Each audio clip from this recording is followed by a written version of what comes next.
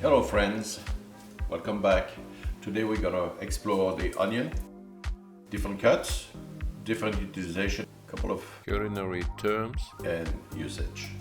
So fasten the seatbelt and let's get going.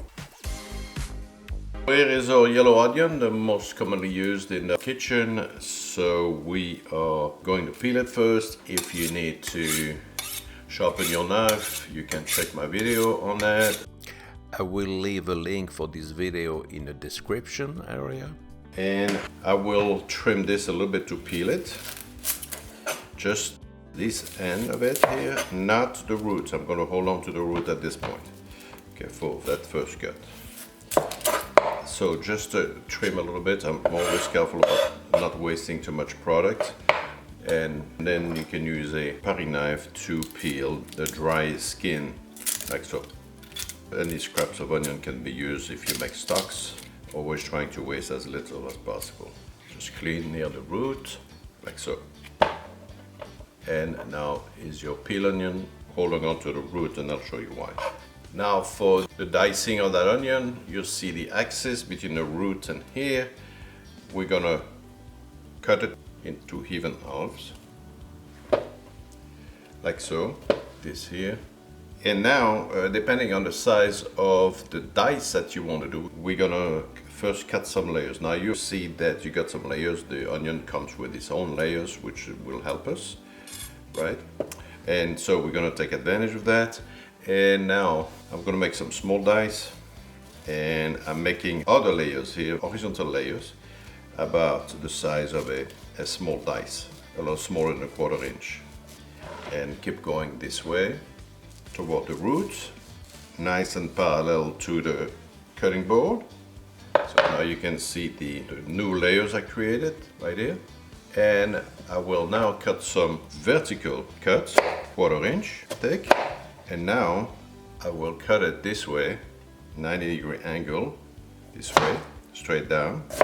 Another 90-degree angle, I mean really perpendicular, and go dice All the way back to the root. And the reason I kept the root was to hold this together all the way until you're done dicing.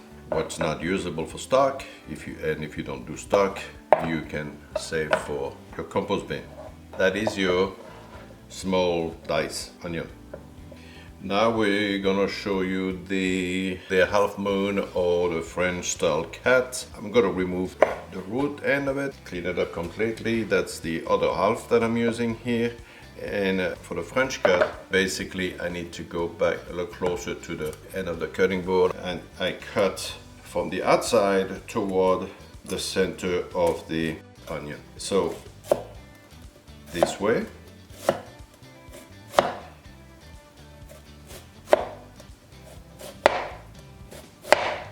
Now I'm 90-degree.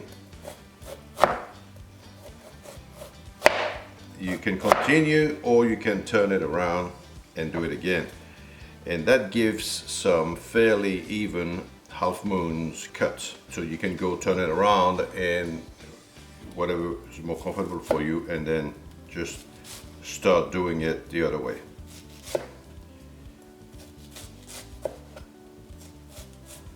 And that makes for fairly even size half moon or the French cut onion.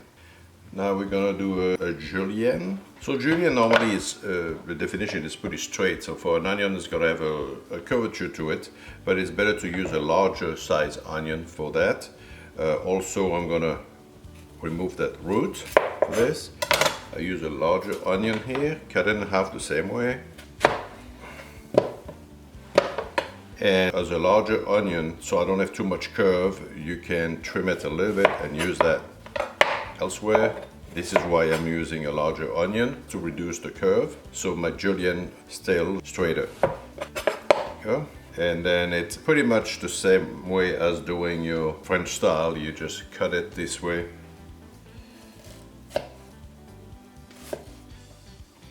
So they will be fairly consistent.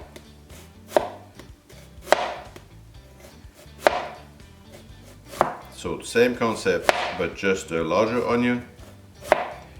So you have less of a curve. And this is your julienne. Okay, turn it around, do it the other side, toward the center.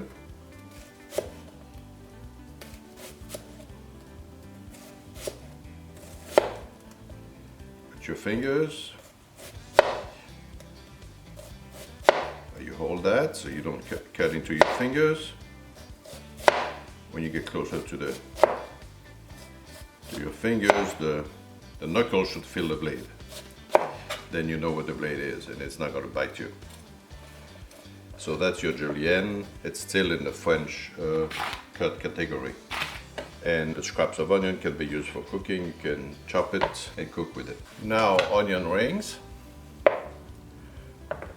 Your onion is peeled. I just kept the roots on this to again keep it together and hold it nice where the axis of the onion, the axis is parallel to the cutting board, and then you just get a good grip on it and you're gonna cut nice and perpendicular to your cutting board and try to be as consistent as possible. This is also used a lot for a different color onion to garnish, like a purple onion, red onion, and you try to make sure that your ring it's fairly thin but yet full and well formed. Now we're going to do an onion piqué. Peel your onion. You can remove the roots. Well, let's say you should remove the roots, but barely so it doesn't fall apart. So the onion piqué that goes into some recipes, and it's a neat little invention here. You have a bay leaf and you use a clove, the whole clove like so, and you use it to stab the bay leaf and keep it in place. Try to keep the whole clove in one piece and then stab it again. You use that in a recipe when you want to give the onion, bay leaf and clove flavor into the dish, but then you want to pull it out and not leave this product in the dish. And the major thing is you don't want to bite into a bay leaf, it's not edible. Neither would you want to bite into a clove, it's very strong. So that's what you call the onion piqué. Piqué means to stab, right? So you piqué the onion with the clove to hold the bay leaf in place with the clove. So that's the onion piqué. Next I will show you the onion brûlé, which translates as burnt onion. And this is going to be the onion brûlé, and that is used in the recipes often to give a little more color and flavor to a liquid such as a consommé. Now we're going to burn the onion. It is. Turn on your gas stove if you have a gas stove. And I'm going to put it off center here since the size of the onion is smaller, or the size of that plate on top of the burner, and all the flame would be escaping on the outside of the onion. You could also use a torch. Make sure your torch is on a non-burning surface. Don't do it on a plastic or wooden cutting board. On an electric stove, you heat up to the max a cast iron skillet, flat bottom skillet, and then put it face down on it for a while. That will burn the face of the onion. Onion brûlé. From time to time we'll inspect it, turn it somewhat to burn it evenly.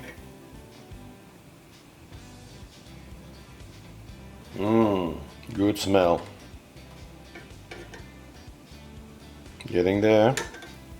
It may take 5-10 minutes at the most, depending on the heat generated by your stove. Do not be afraid to burn it. We're not caramelizing, we're burning the face.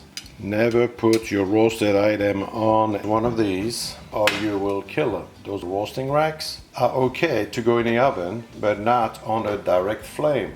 A direct flame is too hot for these and then you will kill them. The metal will not take it, the welding the parts won't take it. I've seen a lot of people do that and ruin their equipment. It has to be on something that's really hard cast iron, really, that can take the flame. Be kind to your equipment. Now we started looking at onion brûlé. I'm going to turn it a little bit more so it's more even. A couple of more minutes and we'll be ready to go. onion brulee. In a consommé, any liquid that you want to give an amber color to or reinforce that color, consommé being a clarified and flavorful stock or broth. Et voila, almost as dark as the stove. Onion brulee, burnt onion, not to be confused with the onion piqué. These are the two comrades here, brulee and piqué.